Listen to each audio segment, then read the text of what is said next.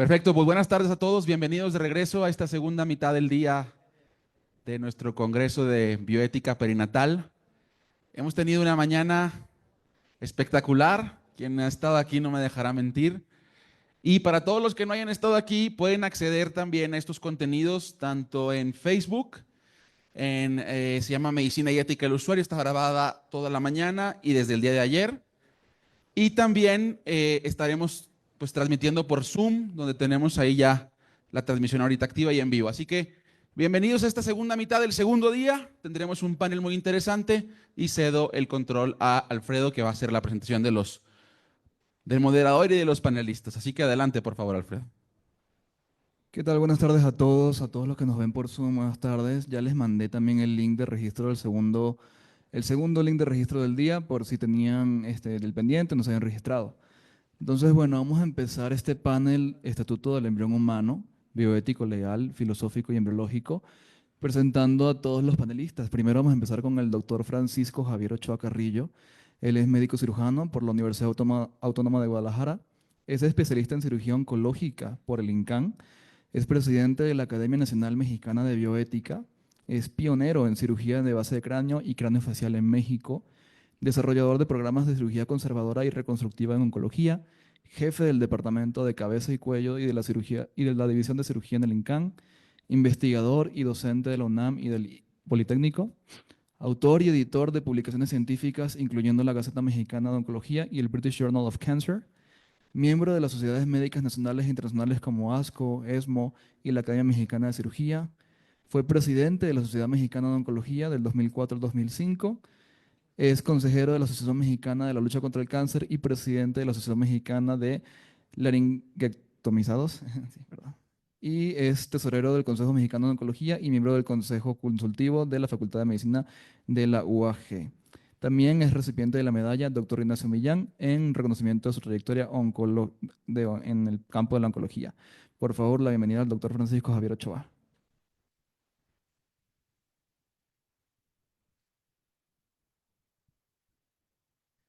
Segundo, quisiera presentar a la doctora Ana Berta Liliana Castro Castillo. La doctora Liliana tiene licenciatura en médico cirujano por la Universidad de Anáhuac, México. Tiene un doctorado en bioética por el Instituto di Bioética de la Universidad Católica del Sacro Cuore en Italia. Tiene un diplomado en bioética personalista y perfeccionamiento en bioética. Es profesora de bioética de la Facultad de Ciencias de la Salud de la Universidad de Anáhuac. Es candidata a miembro numerario de la Academia Nacional Mexicana de Bioética. Actualmente es coordinadora de repensamiento académico en la Facultad de Bioética y ha presentado conferencias en temas de bioética en instituciones de salud privadas y públicas. Por favor, la bienvenida a la doctora Ana Berta.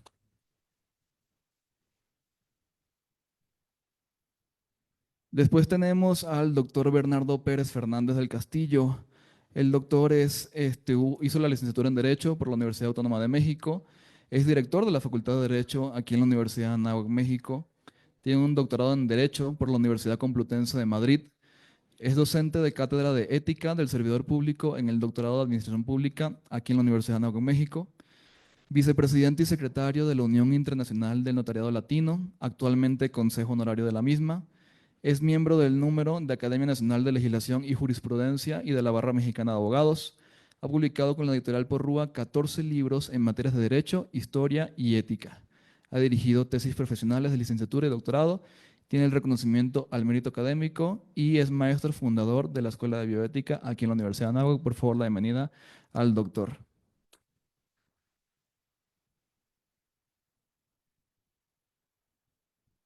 Tercero, presentar al padre Fernando Favó. El padre Fernando Favó cursó estudios de medicina y cirugía en la Universidad Central de Barcelona. Tiene una licencia en filosofía, bachillerato en teología y doctorado en bioética. Fue vicedecano y decano de la Facultad de Bioética del Ateneo Pontificio Regina Apostolorum.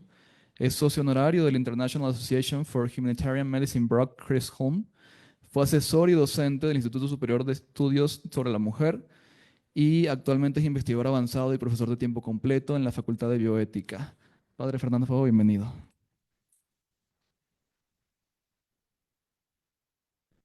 Y por último, volverles a presentar a la doctora Mariví Cervera. Ella hizo la licenciatura de Medicina aquí en la Universidad de Nuevo México. Tiene una especialidad médica en genética humana por el Instituto Nacional de Pediatría. Es miembro de la Asociación Mexicana de Genética Humana, miembro del American College of Medical Genetics, tiene certificación vigente por el Colegio Mexicano de Genética Humana, es coordinadora general de calidad y operación académica de la Facultad de Ciencias de la Salud aquí en la Universidad de Anáhuac, miembro de la Asociación Médica del Centro ABC y tiene numerosas publicaciones indexadas en muchos journals muy reconocidos mundialmente. Actualmente es miembro sinodal del Examen Nacional de Certificación por Genética Humana. Doctora Mariví, bienvenida de regreso. Bien, buenas tardes a todos ustedes. Sean cordialmente bienvenidos a esta segunda parte de este extraordinario Congreso de Bioética Perinatal.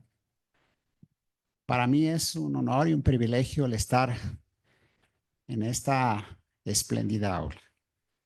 En primer lugar, porque lleva el nombre de un personaje universal, que es Joseph Ratzinger, y en el cual nos invita a la reflexión sobre que la universidad está llamada a ser la casa donde se busca la verdad propia en la persona.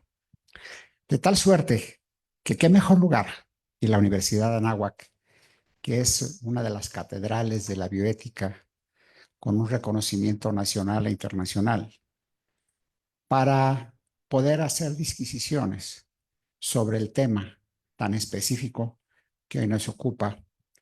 Pero sobre todo, cierto estoy que con la honrosa presencia de cada uno de los ponentes, nos permite el tener la capacidad de poder comprender un tema que se antoja complejo, que se antoja provocador, pero que es fundamental hoy por hoy en nuestra vida cotidiana.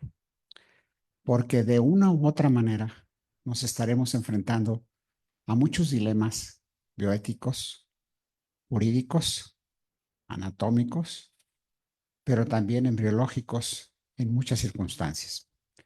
De tal suerte que, si ustedes me lo permiten, yo les quiero invitar a todos ustedes a que empiecen a elaborar alguna pregunta, algún comentario con cada una de las presentaciones de nuestros expositores, con el objeto de que podamos aprovechar en lo mejor posible su honrosa presencia.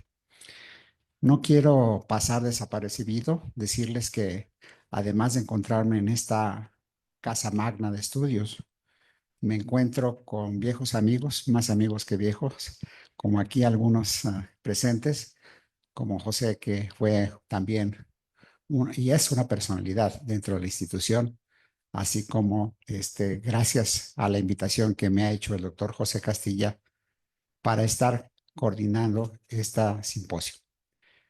Es también importante para mí señalar que aquí está presente Marta Patricia, que es nuestra vicepresidente de la Academia Nacional Mexicana de Bioética, producto también de esta institución, que ya en sus saberes también ya tiene una destacada trayectoria.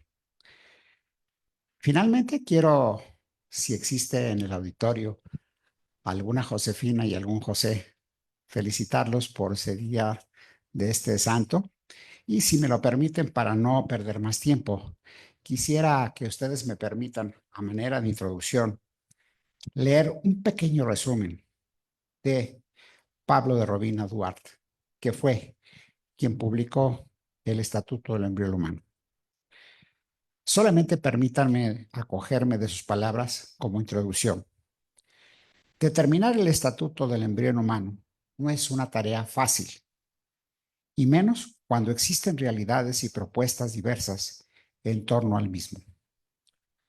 Si bien se trata de describir qué es una persona, resulta ya complejo por las dimensiones sociales, biológicas, psicológicas y espirituales que se involucren cuando a ello le agregamos el valor antropológico, pero además el valor legal, ontológico y biológico del desarrollo de la persona. Pero aún así más se complica. No obstante que entendemos que no es adecuado generar conflictos entre las disciplinas, sino también que estamos invitados a laborar, en dialogar y comprender todos los que estamos trabajando en una misma realidad podemos entonces vincular al ser humano en una de todas sus dimensiones, ver su integralidad y rescatar el valor originario del ser humanitario, desde su concepción hasta su muerte. En especial, en el presente ensayo que él nos presentó, se analizan los aspectos que en el transcurso de este simposio nos permitiremos ir tratando uno a uno. Para esto, quiero invitar para tratar el tema del aspecto embriológico a la doctora Maribel Cervera Gavir, ya conocida por todos ustedes, con el objeto de que nos haga estos comentarios. Adelante, por favor. Bienvenida y muchas gracias. Al contrario, muchas gracias. Pues nada, ¿qué les puedo yo platicar siendo genetista sobre el estatuto embriológico del embrión humano, ¿no? Al paso del tiempo, que ya lo sabía y lo he confirmado, ¿no? Con los estudios, las investigaciones que he hecho, etcétera, creo que no cabe duda que el desarrollo del embrión humano es complejo, es organizado, es continuo, ¿no? Es un proceso que inicia y no se detiene, ¿no? Inicia y terminamos formando un humano que después nace, crece, se reproduce, muere, etcétera, ¿no? Tiene una autonomía genética propia, ¿no? Eso nos hace únicos e irrepetibles, no somos iguales a nadie. Y eso viene desde el momento de la concepción. Y además, pues, autónomamente, aunque depende de la madre para su crecimiento y formación, etcétera, intrínsecamente tiene procesos genéticos, epigenéticos y de organización y desarrollo propios a él mismo, tiene una identidad propia, científica. Entonces, en cuanto al estatuto embrionario, ¿no? Del embrión humano, valga la redundancia, pues queda muy claro que es un ser único, irrepetible, que es un proceso continuo, que si no detenemos termina formando un humano, porque venimos de gametos humanos, que la manera en que se regula el genoma es compleja y desde que estamos en estadio de 2 células, 4 células, 6 células, 8, 32, 16, etcétera, es una regulación propia, intrínseca al mismo embrión. Entonces, científicamente, pues está totalmente demostrado que formamos embriones humanos que tienen autonomía genética y propia y con una propia identidad y dignidad humana. Excelente introducción, una manera de abrir boca después de la comida, pero un buen postre.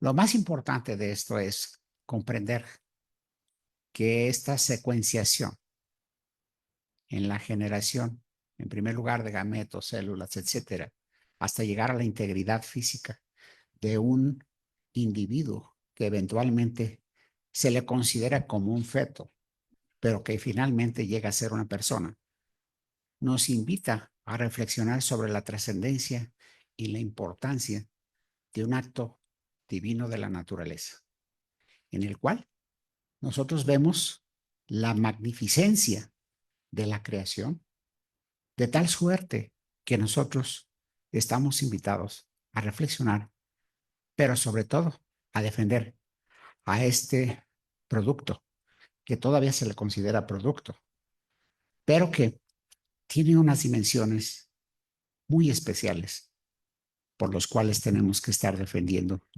ya per se. Yo quisiera abrir aquí a la audiencia, si tienen alguna duda, alguna pregunta que quisieran hacerle de viva voz a la doctora. No todos, por favor, nomás uno. Sí. Sí, doctor José, por favor. Buenas tardes. Aprovechando la oportunidad, doctora, no sé si tenga usted conocimiento de premios Nobel que se hayan otorgado a embriólogos o a personas que hayan trabajado sobre el inicio de la vida, que usted recuerde. Así que me venga a la mente ahorita uno en particular, no, pero sí. No. ¿Algún comentario de los panelistas que quisieran agregar para seguir sobre el tema? ¿Ninguno en especial?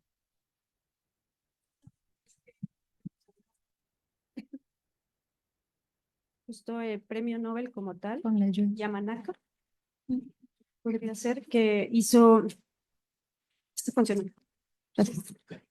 De todo este estudio de las células, específicamente para regresarlas a ser justamente esas células totipotenciales, células que se encuentran en la sangre y que con esto, pues, a lo que se ha alcanzado al día de hoy, es ya no necesitar células embrionarias y a partir de las células de la misma persona, que es el paciente, poder generar el tratamiento o pues la fuente de células, ¿no? El cultivo celular. Eso me recuerda. Para hablar los 15 minutos. Bueno, digo, además del doctor Yamanaka, estaría el profesor Lejeune, que fue el primer genetista, un hombre el que pues descubrió la trisomía 21, el síndrome de Down, pues digamos un genetista eminente, y además hay otros muchos, Pasteur.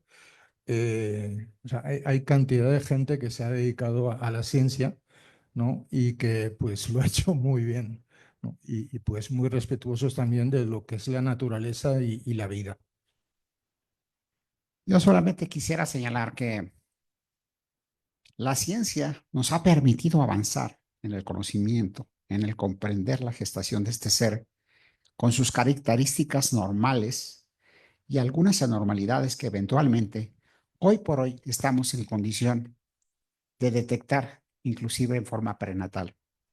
Esto representa, como lo veremos también, muchos retos legales, éticos, sobre qué hacer sobre la información genética que se genere, sobre todo cuando hay alguna alteración. Sobre todo porque en aras de las corrientes puristas en que quieren humanos perfectos, altamente redituables, tienen la tentación de poder excluir del proyecto de vida a ese ser. Este es algo particular que nosotros deberemos de conocer. Por otra parte, toda la información que se pueda generar a partir de un padecimiento con una alteración genética, como una trisomía, etcétera, y muchas más que hay, que son francamente patológicas para la función de la vida, también nos compromete a la reflexión de cómo cuidar eso o hasta dónde llevarlo, cómo hacerlo. Y una tercera parte que consideramos importante es el problema de la información. Estos bancos de información en genética nos obligan a que estén altamente resguardados para que no se les dé una mala utilización.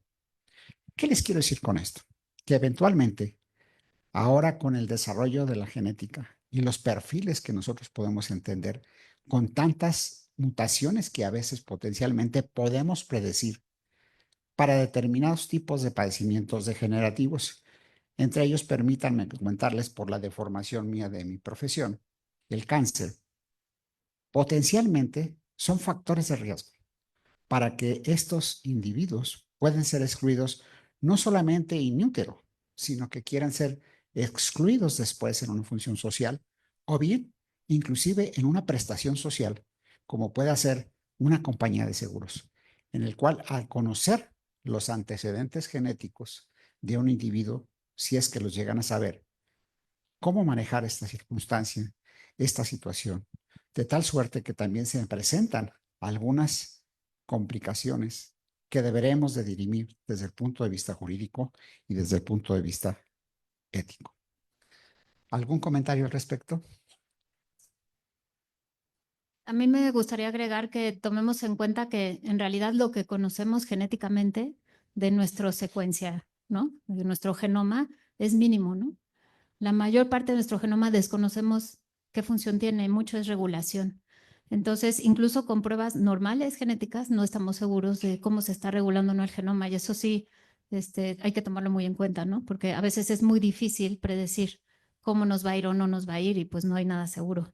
Y la otra parte es también en las interpretaciones de las pruebas genéticas, como en México no publicamos mucho, pues de pronto los bancos tienen datos de Europa, de Estados Unidos, no de amerindios, ¿no? Y es difícil interpretar las pruebas y pasa mucho en prenatal.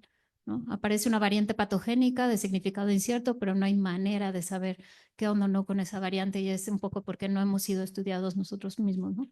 Entonces, tomar en cuenta esa parte, ¿no? Es muy difícil, como que nos dejan ver una ventanita, pero en realidad es muy difícil asegurarlo y por lo tanto tomar decisiones pues es todavía más difícil, ¿no? O más grave.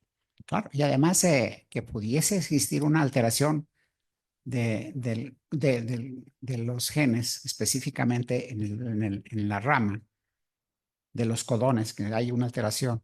Esto nos enfrenta también a que el hecho de ser portador de un gen mutado no necesariamente se va a expresar el padecimiento como nosotros lo sabemos. Alguien levantó por ahí la mano. Sí, doctor, muchas gracias. La duda es acerca de, por ejemplo, la trisomía 21, síndrome de Down. En algunos países como España hacen un análisis que es el DNA fetal libre para interrupción legal del embarazo. Sin embargo, los riesgos que trae el producto, bueno, la vida en sí, es problemas cardíacos, un desarrollo alto de cáncer y diferentes complicaciones al entorno, que realmente muchos de los individuos con síndrome de Down realmente no sobrepasan la cuarta década de vida. Incluso en la segunda es cuando tienen una tasa muy alta de mortalidad, exceptuando algunos casos muy leves, muy leves de la presentación de la enfermedad. Sin embargo, yo les pregunto, las implicaciones bioéticas para el entorno mexicano, donde realmente la mayoría de personas que tienen este tipo, bueno, que tienen este tipo de padecimientos, no tienen acceso tal cual a los recursos de medicina que deberían. Y para las familias, para todos.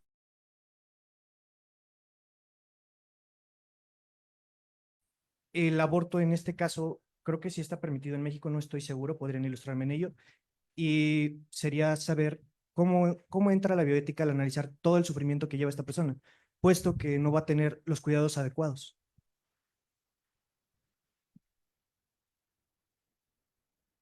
¿Puedo complementar un poco a la pregunta?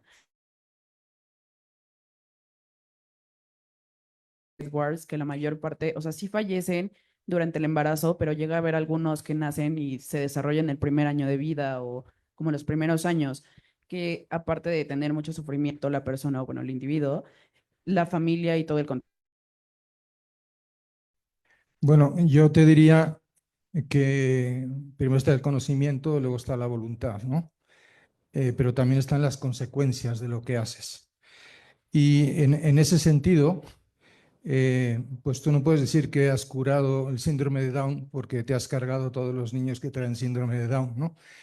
Eso pues implica una mentalidad de tipo eugenético, un eugenismo positivo, no solamente negativo, positivo, es decir, pues yo quiero, digamos, la especie humana perfecta, ¿no?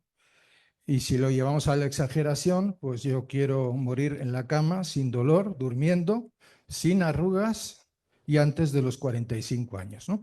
En fin, estoy exagerando, pero sí existe una mentalidad de ese tipo, ¿no? Y a eso, pues yo diría que no solo de sexo vive el hombre, no solo de pan vive el hombre, que el ser humano no es un pedazo de carne y que hay otras dimensiones familiares, sociales, ¿no? El hecho de que la sociedad te deje sola con el problema es un problema. Ahí tenemos qué tipo de sociedad queremos, ¿no? Que se gasten armas, pues mira, hasta cierto punto puede ser razonable, ¿no? Pero que no se invierta en eso o en malformaciones genéticas, que en México es un problema serio. O sea, el índice, el porcentaje es superior al de otros países. O sea, esos son problemas reales, ¿no? El problema no se resuelve eliminando a los pacientes, ¿no? Sino mejorando el servicio. Y aquí hay problemas de alcoholismo, hay problemas de educación muy serio. En fin, hay muchos factores que considerar, ¿no? La solución fácil es eliminar al paciente. Pero pues yo no me pasé 5 o 6 años estudiando para curar a los enfermos, para que ahora pues mi profesión sea dedicarme a eliminar pacientes, ¿no? Creo que es un problema real el que plantean ustedes, pero que pues que la solución hay que pensarla mejor, ¿no? Y hablando de las consecuencias, pues a mí me toca conocer pues a muchas mujeres más y más íntimamente que sus mismos esposos. Y el tema del aborto es muy serio, porque a lo mejor Dios te perdona, seguro que Dios te perdona, pero el problema es perdonarte a ti mismo. Digamos, el problema que le generas a la persona que ha resuelto el problema eliminando a un hijo, a una hija, es muy serio. Yo no hablaría de un síndrome post-aborto, porque realmente hay gente que le da y gente que no le da. Es un problema muy complejo, ¿no? Pero antes o después salen cosas, ¿no? Y te lo dice una persona que está en eso, ¿no? Entonces digo, sí habría que pensarlo, porque no solamente es un problema económico, no solamente es un problema de salud pública o de utilidad, ¿no? Es un problema humano y social muy serio. Y pues tenemos que ponernos las pilas todos y resolverlo, no en los efectos, poniendo parches, sino resolviendo las causas del problema. Adelante.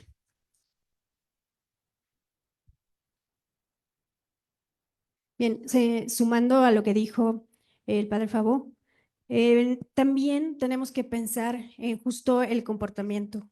¿Cuál es ese comportamiento? Recuerden que estamos en una actividad académica médica. ¿Y cuál es ese comportamiento que nosotros como médicos vamos a llevar a cabo? Desde el momento en que nosotros vemos a un ser dentro de otro ser, que sabemos que ese es el hecho cuando sucede una mujer embarazada que tiene un embrión o un feto internamente, pues estamos hablando de pacientes. Estamos hablando allí de dos pacientes. Y entonces, ¿cuál es nuestro comportamiento ante el paciente? Yo creo que eso es lo que también suma mucho, cómo es ese comportamiento que nosotros queremos brindar para ese servicio que queremos dar, que queremos hacer por nuestros pacientes. Fuera, las situaciones pueden ser muy complejas, pero lo más importante es lo que ustedes alcancen o un estudiante alcance, un médico alcance hacia sí mismo y su conciencia. Es por esto que también el hablar y darle lugar a todos estos estatutos que el embrión humano tiene es importante.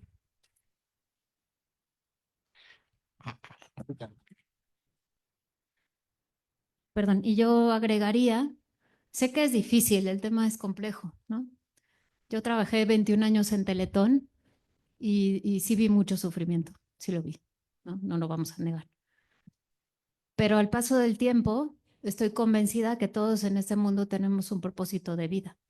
Y por más difícil que parezca la situación del paciente con muchas malformaciones y la familia rota por X o Y situación, ese paciente cumple un propósito de vida como lo cumple la mamá en la familia, como lo cumple nosotros atendiéndolos. Y coincido, ¿no?, con tanto la doctora Liliana como el padre Fabo.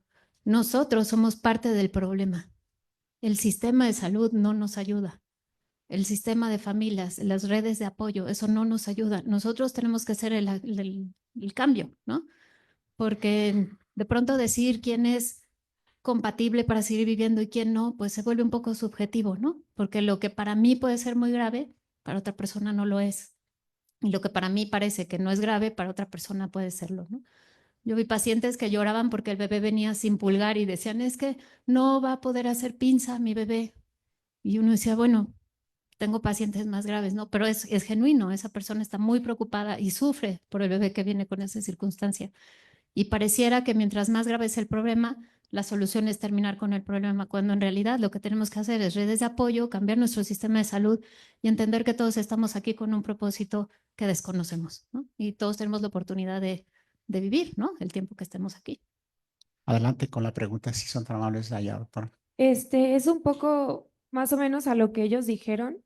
O sea, por ejemplo, cuando se hacen los estudios de cromosomopatía, si ya ves algún tipo de alteración y aparte agregas la genética, no sé, le hacen algún estudio genético y ahí te das cuenta que también trae algún tipo de alteración, ya sabes que el paciente viene mal. Entonces, ¿qué tipo de calidad de vida va a tener ese paciente? Yo ahí te diría, habrá que ver la familia que va a ser, ¿no? Es diferente, y estoy de acuerdo con el diagnóstico prenatal, es diferente esperar un bebé sano en una sala de parto a saber que el bebé tiene ya una complicación.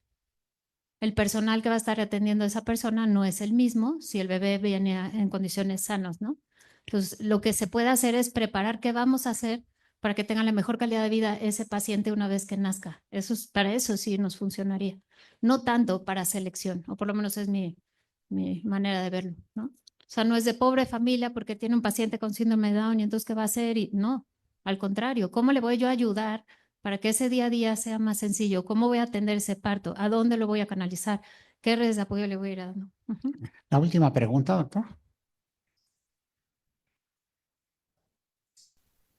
Sopesar, no me estoy refiriendo a la familia. A la familia, o sea, se tendrá que sobreponer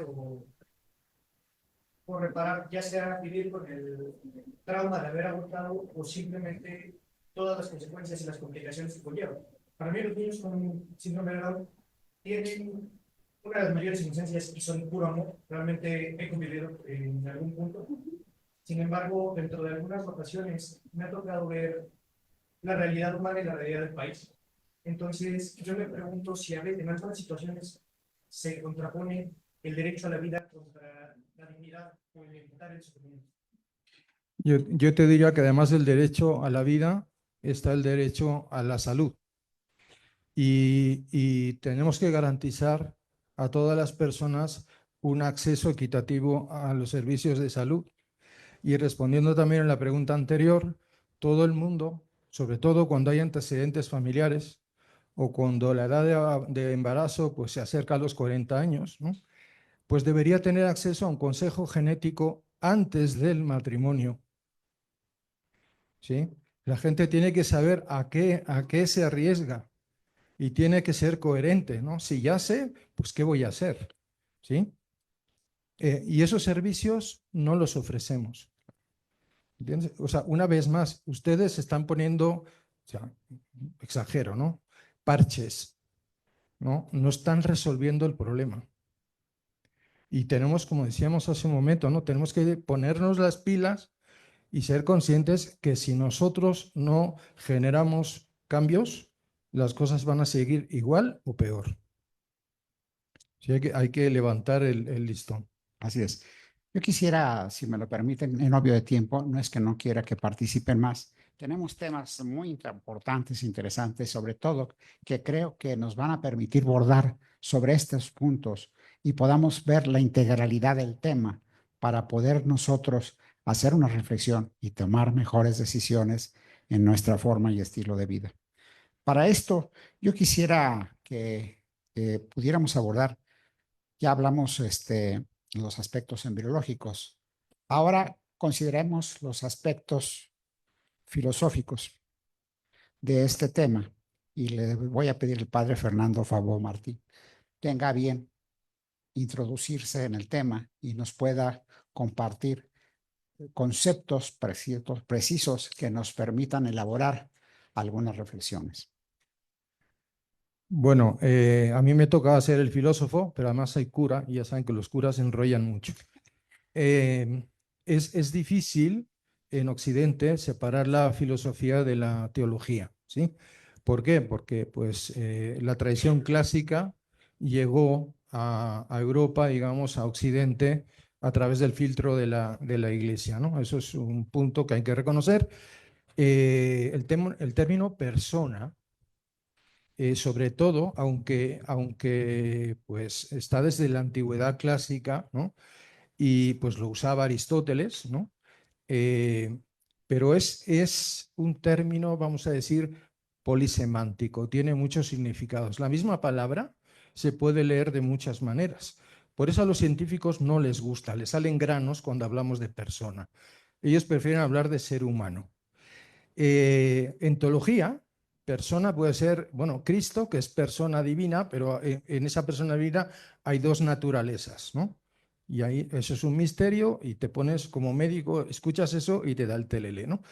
Y luego te dicen, dentro de la misma teología, que la Trinidad son tres personas distintas, ¿sí? Y un solo Dios. O sea, más o menos que 3 es igual a 1, ¿no? No lo entiendes, te vuelves loco. Entonces, digo, el término persona como que genera conflictos, ¿sí? Esa primera anotación. Entonces, digo, como filósofo, un poco deslindándome de todas estas cosas, ¿sí? Bueno, hay que distinguir 3 planos, que ahora entro a eso, Y yo voy a levantar la mano para defender el derecho digamos, a la filosofía, defenderme del intrusismo laboral. Porque los abogados, ¿sí?, se meten en el tema de persona, los científicos, los médicos, se meten en el tema de persona y está fuera de su ámbito de competencia. O sea, no les toca a un médico decir si es persona o no es persona, si será persona o no será persona. O sea, como yo no me meto con un médico a decirle cómo tiene que hacer su trabajo. O sea, no es su ámbito de competencia, punto. ¿Por qué? Porque es el término dignidad humana, persona, ¿sí?, llámenlo como quieran, ¿sí?, no es empírico. ¿Sí? Y hasta donde yo sé, la medicina es parte de las ciencias naturales y usa el método experimental, es decir, los datos empíricos. Entonces, lo siento por los médicos, los que trabajan en el ambiente de salud y todo eso, pero pues no al intrusismo laboral, ¿sí? Eso es un derecho que tenemos los filósofos. Nos toca a nosotros decir, ni la Iglesia ha declarado que el embrión es persona, por ejemplo. ¿Por qué? Porque está fuera de su ámbito de competencia. A la Iglesia le toca la fe y la moral. Y cuando le apretaron las tuercas a Juan Pablo II, que era un gran filósofo, un tipo muy listo, ¿sí?, preguntándole si el embrión era persona o no, dijo, a ver, yo no tengo que demostrar que el embrión es persona. Tú me tienes que demostrar que un ser humano no es persona. Que es lo que decían pues, Hitler y otros muchos, ¿no?, hablando de ciertas poblaciones. El problema no es nuestro, el problema es de los que pues teorizan cosas que están fuera de su ámbito de competencia. ¿Sí? El tema de si es persona o no es persona el embrión no es un tema filosófico, tampoco es un tema jurídico, o sea, es que no es problema, son datos, ¿sí? Bien, 3 niveles, porque si no me enrollo. El primero es el metafísico, ¿sí? El segundo es el antropológico y el tercero es el ético. En la base está existir, el ser, y de eso trata la metafísica, ¿no? Aristóteles, yo no sé si ustedes lo saben, estoy hablando del 400 a.C., fue biólogo hasta los 40 años, escribió muchos libros sobre la física, estudiaba comportamiento de animales, hacía autopsias, era un tipo que partía de la realidad de los datos. Y después empezó con la metafísica, ¿sí? La metafísica es la ciencia del ser. Así, para ser muy concreto, una cosa es la idea del pollo frito, y perdón que hable de comida a esta hora, y otra cosa es el pollo frito en el plato, ¿sí? Una cosa es la esencia y otra cosa es la existencia, ¿sí? El individuo humano, el ser humano, es una esencia, es un concepto que tú tienes, es animal racional, ¿sí? Entre comillas, paréntesis cultural, no se puede definir la persona, porque la persona no es una cosa, es un sujeto, ¿sí? Cierro el paréntesis. Estoy corrigiendo a Pablo de Robina, alumno mío del doctorado, ¿no?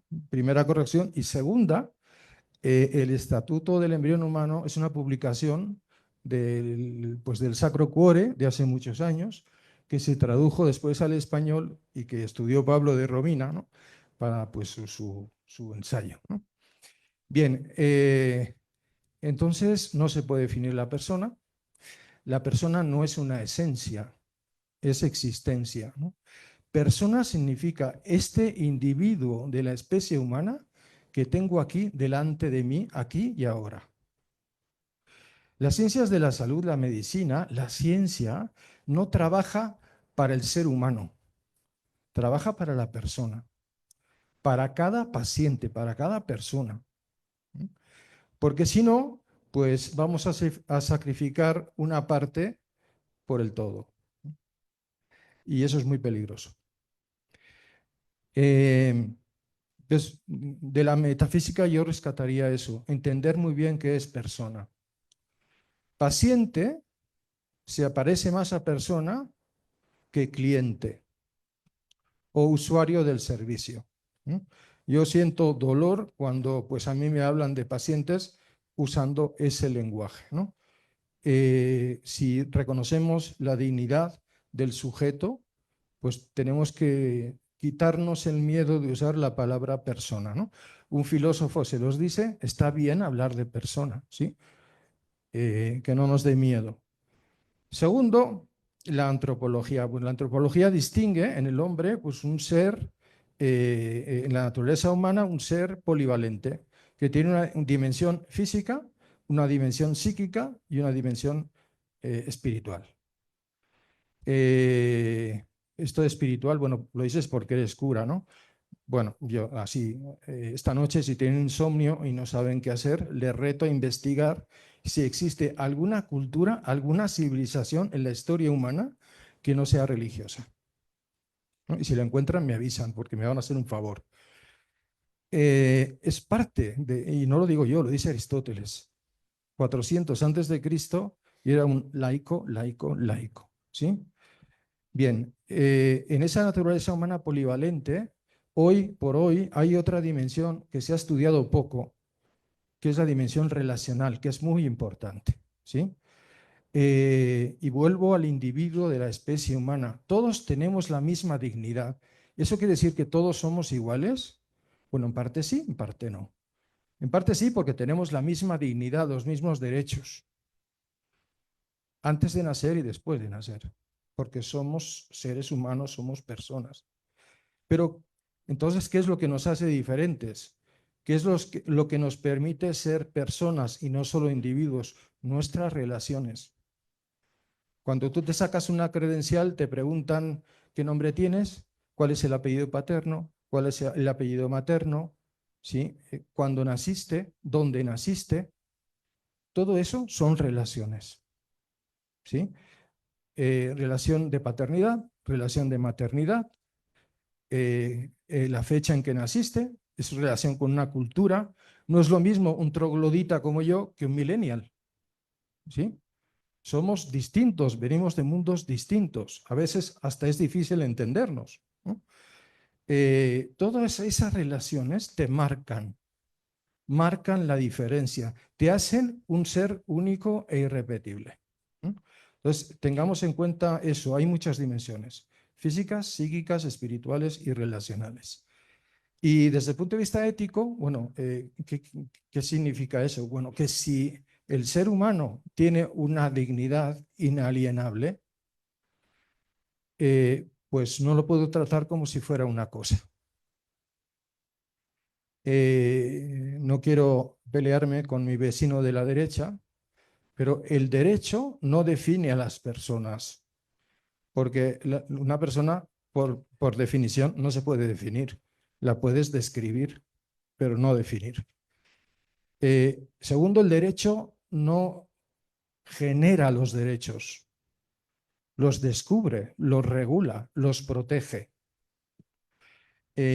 Hablando pues a los médicos, ¿no? El derecho a la objeción de la conciencia no depende de si hay una ley de objeción o no hay una ley de objeción.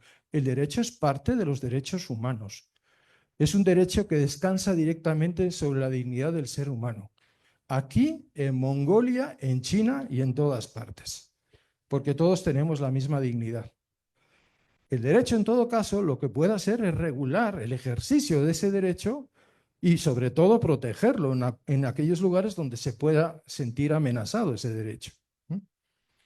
Pues la ética no es el comportamiento que se adecúa al protocolo de un hospital o a unas líneas guía de investigación o a un, digamos, derecho positivo, ¿no? El comportamiento ético, es decir, hacer el bien, ¿sí? Significa hacer lo que tengo que hacer y no hacer lo que no tengo que hacer. El principialismo, termino con esto, tiene 4 principios, ustedes lo saben muy bien. Hay un principio que dice hacer el bien y hay otro principio que dice no hacer el mal, ¿sí? Bueno, la reflexión clásica, ¿sí? Siglos antes de Cristo, dice que el primer principio de la ética es hacer el bien y no hacer el mal. No se pueden separar estas dos cosas. Porque yo podría hacer el bien y haciendo el bien hacer un mal. ¿Sí? O no puedo yo solamente contentarme con no hacer el mal. Tengo también que hacer el bien. Las cosas que están mal, están mal. Las cosas que están bien, en principio, hay que valorarlas. Hay que sopesarlas. Hay que ver causas, consecuencias, ¿no? Para ver si es bueno o no es bueno. Decir la verdad, en principio, es algo bueno. Cuando estén casados o casadas, me entenderán mejor, ¿sí? Decirle a tu suegra la verdad, toda la verdad y solo la verdad, puede desencadenar la Tercera Guerra Mundial. Es imprudente. Entonces, las cosas que en sí pueden estar bien, pues hay que valorar muy bien, precisamente pues, por esa dimensión relacional real, tierra a tierra, ¿no? Si son prudentes o no lo son. Entonces, ahí tienen 3 niveles, ¿no? Y pues esa fundamentación, digamos, al derecho, a la no intrusión, ¿no? Y a entender pues, que el método de investigación de la filosofía es distinto del método científico, ¿no? Y eso no significa que sea menos exacto. Las ciencias naturales, en cuanto a humanos, son perfectibles. Las ciencias del espíritu pues, también son perfectibles, ¿no? Digo, y el margen de error siempre existe. Pero si existe la mínima posibilidad de que eso que llamamos preembrión, embrión, feto, nos hemos inventado muchos nombres, ¿no? Sea un ser humano, nos debería prevenir y de alguna manera pues a ser mucho más respetuosos de esa dignidad. Bien, lo dejo aquí. Gracias.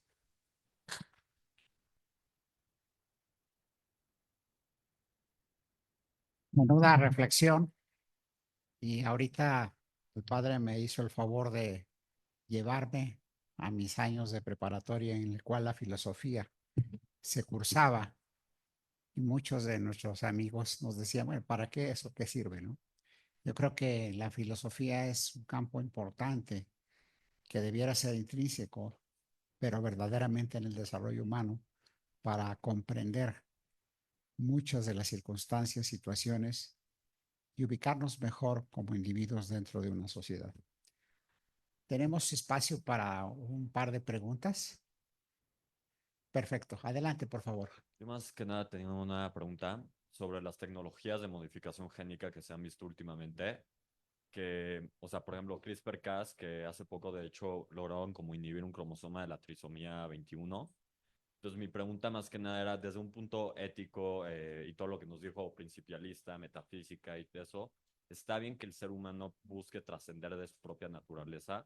Y otra pregunta, o sea, en caso de que la respuesta sea no, como dijeron mis compañeros, en caso de que tengan alguna trisomía como la de Edwards, Pato y todo eso, ¿es justificado poderle hacer una modificación génica para que no tengan sufrimiento? Muchas gracias.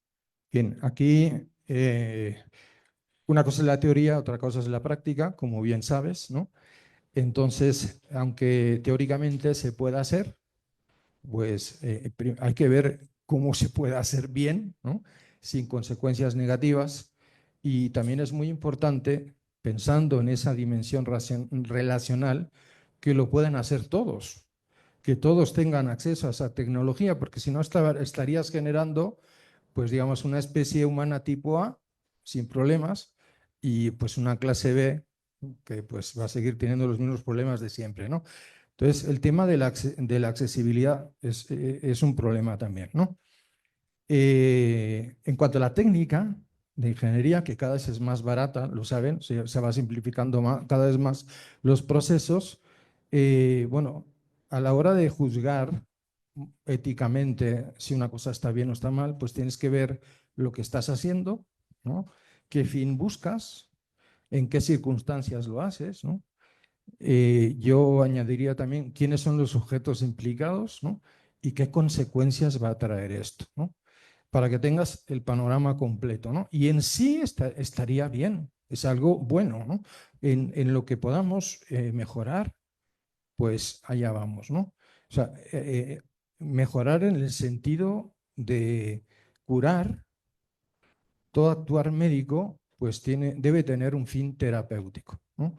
Terapéutico en sentido amplio, quiere decir o preventivo o estrictamente curativo o paliativo. Si tú me hablas de una finalidad mejorativa, si tú me hablas de meter genes de algas, ¿sí?, fluorescentes en la piel, como se ha hecho en Taiwán, y así ahorran luz en la noche, bueno, pues yo no estaría de acuerdo, ¿no? O de modificar la retina con células de gato para tener visión nocturna, pues yo no estaría de acuerdo, ¿no? Normalmente es tecnología militar, ¿no? La intención no es terapéutica, es otra. El fin es muy importante. ¿Qué estás buscando? Y también las consecuencias. Al momento actual de la ciencia, podemos tener control, podemos dominar lo que es la ingeniería genética a nivel de células somáticas, de células adultas. ¿Por qué? Porque si metes la pata, la mutación que provocas queda en ese sujeto, que supuestamente dio su consenso informado, etcétera, ¿no? Pero si tú trabajas sobre células germinales, esa mutación debes tener en cuenta que se va a transmitir a las siguientes generaciones. Y ese es el problema actual, ¿no? Nos falta todavía mucha experimentación sobre animales, ¿no? A nivel somático, moralmente, ningún problema, porque es terapéutico, ¿sí? A nivel de células germinales, pues hay que ser muy prudentes. O sea, no valdría aquí la última ratio como una terapia experimental. No, es que es volarse la barda, ¿sí? Y muy atentos al transhumanismo, es decir, a esa tendencia a, de alguna manera, modificar las potencialidades del ser humano, ¿no? Porque eso, una vez más, pues puede generar una clase A y una clase B, lo cual sería, pues, ofensivo de la dignidad humana. Otra pregunta por ahí. Había otra. Yo, de este lado. Perdón. O sea, es pregunta y también reflexión. Permítame tantito para que la doctora nos... Agregando a lo que dijo el padre Favó, también es importante mencionar que una intervención experimental es una situación muy específica que nos pone en reflexión profunda. ¿Por qué? Porque hablando justo del embrión humano, no, justo como lo decía el padre, cuál es el objetivo, cuáles son los medios, para qué es, cuál es la búsqueda, pero sobre todo también seguimos tomando en cuenta que estamos hablando de un paciente. Entonces, volvemos a tomar en cuenta si su estado, lo que se pueda hacer verdaderamente terapéutico, pues realizarlo, lo que sea posible a generarle un bien. Lo hemos visto en clase, cuál es el objetivo, ¿no? De lo que yo le doy al paciente, de lo que yo hago por el paciente, qué pesa más, cuál es el bien mayor. Entonces, ese punto de vista no perderlo y cuando llega a suceder específicamente para la situación de los embriones, de los fetos, cuando ya es un embrión que fallecido, que ya no tiene vida, lo mismo un feto, bueno, pues también se le da un cuidado especial. ¿Por qué? Porque no podemos pensar que entonces ya sea una materia de investigación o de experimentación, sino que sigue teniendo la dignidad que conserva desde el momento que comenzó su vida. Perfecto. Ahora sí es tan gentil. Sí, además de una pregunta, es también una reflexión y tomando en cuenta varias de las cosas que se han abordado en toda la plática, la verdad muy interesante, muchas gracias.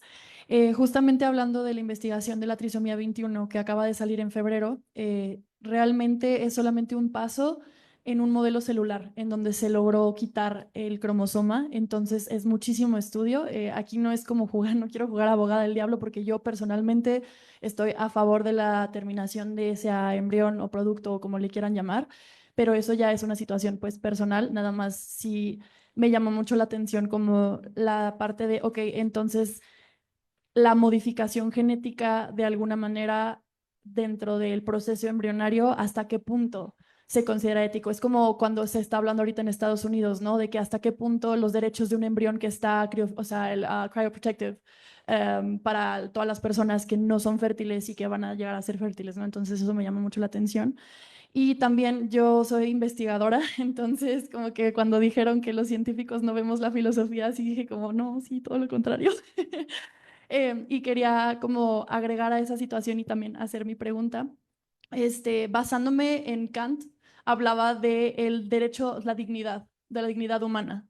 Entonces Kant hablaba de en qué momento la dignidad del embrión, porque un embrión es de la 8ª semana hacia atrás, un feto es de la 9ª, si no estoy diciendo un dato que no, realmente hasta qué punto la El dignidad feto de la es desde madre. la semana 20. ¿El feto es de la semana 20 y desde antes es embrión? Ok. Entonces, justamente en este punto, es como, o sea, no es como una queja, no es reclamo, al contrario, es de que en qué momento la dignidad del producto es superior a la dignidad de la madre. Y luego, o sea, esa es una como que argumentando hacia mi pregunta.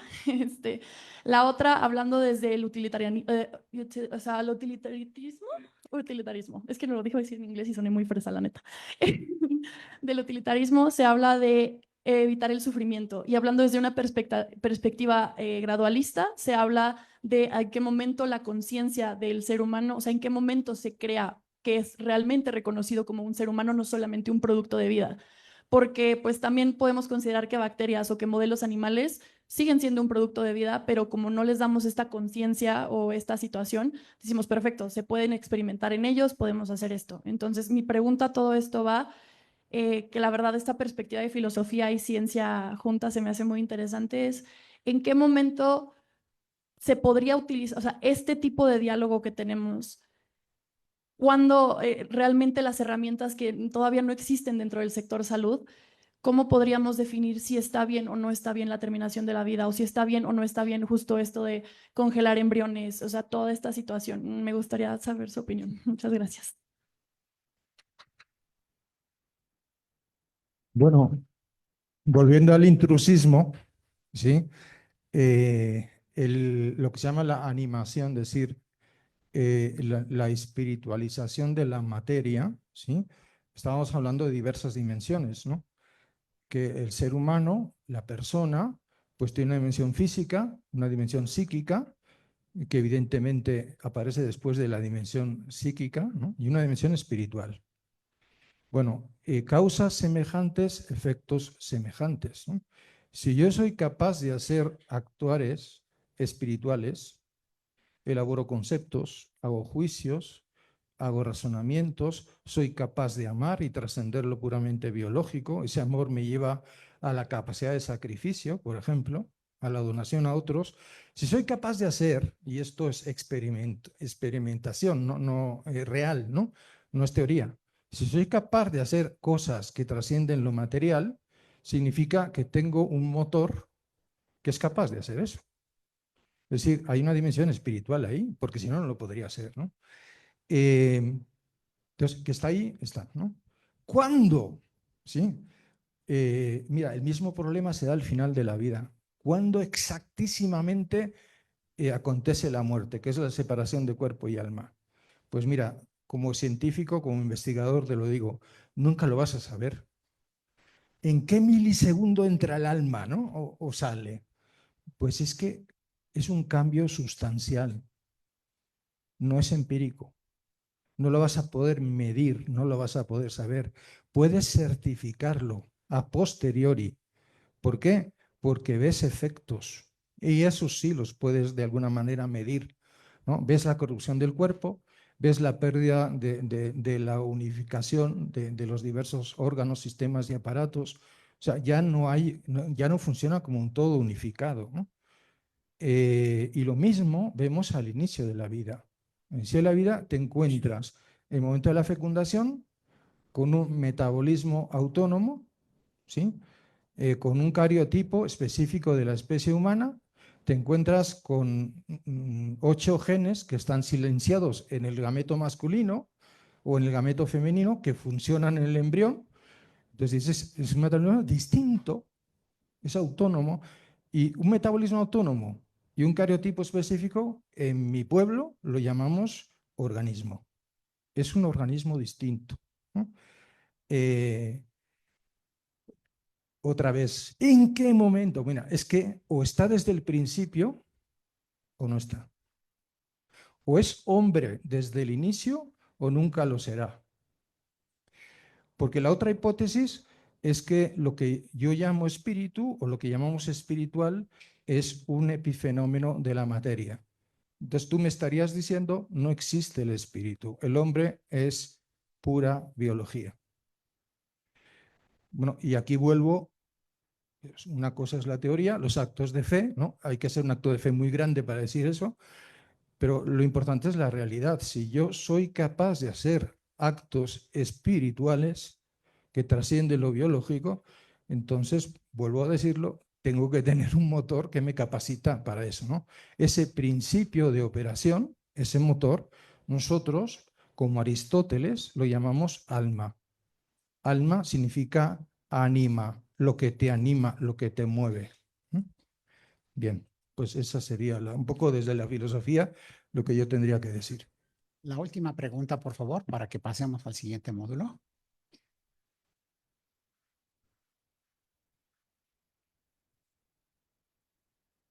Hola, entonces, si ustedes dicen que la cuestión del alma viene desde la organogénesis y de que realmente se hacen estos órganos y también de la cuestión de sacrificios. Si hablamos en cuestión de animales. La organogénesis es después de que ya se... ¿sí? Ya Sí, están pero los tres primero déjame órganos preguntar, por Se llama favor. Fecundación. Te estoy diciendo desde la fecundación. Sí, pero primero déjenme preguntar, ni siquiera he preguntado. Gracias. Dicen que es toda esta parte de la parte de órganos, de la parte de el alma después de la parte de sacrificios. Si nosotros hablamos de mamíferos o hablamos de otros animales, también las madres, una mamífero madre hace sacrificios por sus criaturas. Y también dentro de las especies de animales llega a haber estas cuestiones de sacrificios o de amor entre animales, y lo podemos ver incluso con nuestras mascotas. Entonces podríamos decir que también tienen alma. ¿En qué momento entonces como humanos decimos, va, sí vamos a testear con animales? Ah, entonces, ¿en qué momento decimos como humanos, sí vamos a consumir animales? Pero cuando hablamos de embriones humanos y de la calidad de vida de las madres, porque muchas veces, incluso lo vimos hace rato, que se acercan y hablan de embarazos adolescentes como si fuera nada, y que son cuestiones de violaciones hacia las madres, que son niñas, ni siquiera adultas, son niñas. Y que no tenemos la conciencia de poner la dignidad del embrión mucho antes que la dignidad de una niña que fue violada por su familia. Y entonces es cuando hablamos de la sociedad, ¿no? Es cuestión de la sociedad. Pero la sociedad no ha mejorado. ¿Y cómo le vamos a quitar la dignidad de la vida a la niña? ¿Y cómo vamos a quitar la dignidad de la vida de incluso la familia o de toda la sociedad por cuestiones que son meramente religiosas normalmente? Y que aparte de que son cuestiones meramente religiosas, todo es subjetivo. Son cuestiones subjetivas en las cuales dejamos realmente la calidad de la vida del embrión que después va a ser un bebé y que a pesar de que sea después un bebé, va a tener una calidad de vida probablemente deplorable y que va a vivir las mismas condiciones de vida que su madre adolescente. ¿Cómo es que podemos nosotros agarrar y decir, no, está mal y vamos a castigar el acto? Si ayer hablábamos de que los actos, por ejemplo, no quitan la dignidad humana o que los actos no empeoran alguna dignidad. Entonces, ¿cómo podemos castigar un acto que para una mujer es el único acto que puede hacer para seguir viviendo de manera plena o de manera que ella puede hacerlo? Porque simplemente es de poder. Entonces, en qué momento podemos nosotros tomar la decisión de que algo está bien o algo está mal en esta ética o moral que realmente a mí me parece subjetiva? Gracias. Bien, aquí hay dos temas, ¿no? El primero es que pues, me he esforzado en hablar como filósofo, no sé si te has dado cuenta. Aristóteles, que es, digamos, pues la piedra angular de la filosofía clásica, pues vivió en el año 400 antes de Cristo, ¿sí? Y era laico. Entonces, pues eso es lo primero. Segundo, que la dimensión religiosa, como pues vimos en el primer día, es una dimensión estructural del ser humano.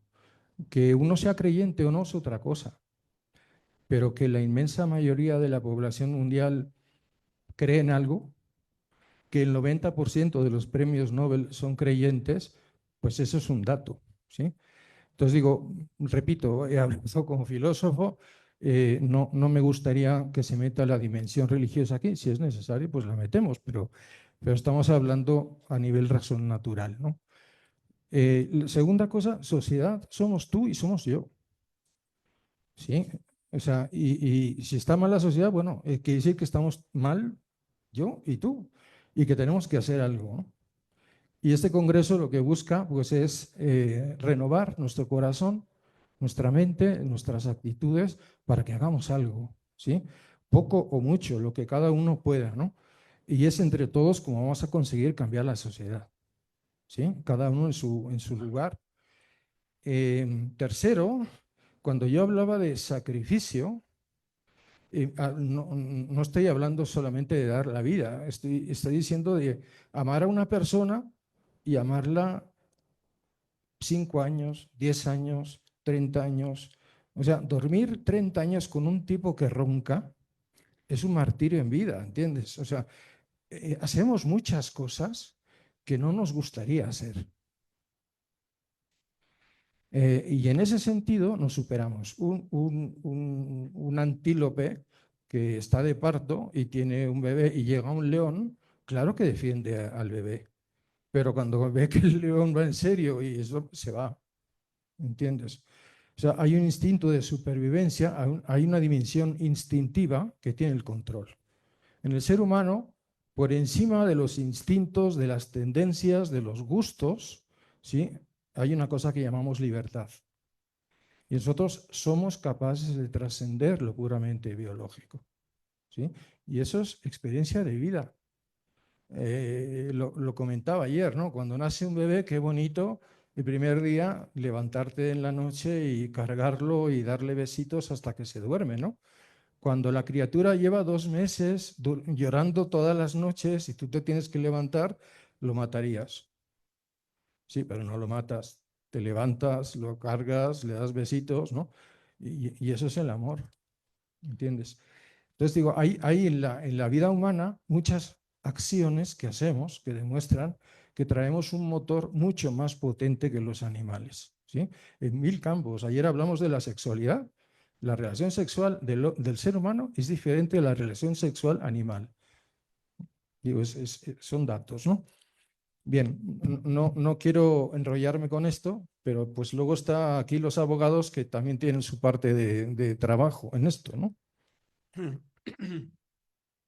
Yo no quiero hablar como abogado, pero eso fue el criterio que usó en una controversia constitucional la Corte, cuando se dijo que sí se modificó el Código Penal sobre el aborto, que cuál era preferente, si la vida de la mujer o la vida de el nasciturus, para que sea de acuerdo el nombre nasciturus. Entonces, pues todo esto es un criterio. Para algunos, por ejemplo, algunos filósofos, pues dijeron, pues si el león se come al conejo, si un árbol da sombra y echa a perder todo el pasto que está alrededor, ¿por qué nosotros los alemanes vamos a soportar a los judíos? Hay que exterminarlos. Y lo mismo, ¿por qué? Porque es más valiosa la vida del alemán que del judío. Y aquí se dijo, es más valiosa la vida de la mamá que la de la persona que tiene todo un futuro para desarrollarse. Un momento, por favor. Ahorita te damos la palabra. Entonces, todo depende de esa situación. ¿Cuál vida es mejor, la de uno o del otro? Y algunos consideraron, no, pues la del alemán, la raza pura. ¿Por qué la raza pura va a soportar a los judíos? Y aquí también, ¿por qué la madre va a soportar la vida del menor si me va a echar a perder mi vida social? Y entonces, esa es una cuestión ética en la cual se valora la vida, que es uno de los valores éticos más importantes, la vida, conservar la vida de las personas. Y el concebido es una persona, como lo hemos visto desde el punto, y también lo vamos a ver desde el punto de vista jurídico. Y entonces, ¿por qué se va a preferir una que de la otra? Yo creo que las dos deben de vivir. Entonces, yo creo que lo que dice usted, pues sí, es el argumento que se usó en la corte, que la mujer se echaba a perder por darle la vida al embrión. No tenemos, ya tengo 8 hijos y ahora uno noveno, pues me va a fastidiar la vida. Ya tenemos, o socialmente no quiero que las gentes sepan que tengo un hijo, hay que abortarlo. Entonces, todo es la valoración que se dé a la vida. Muchas gracias. Ya que tiene el micrófono, le voy a solicitar precisamente al doctor Bernardo Pérez Fernández del Castillo.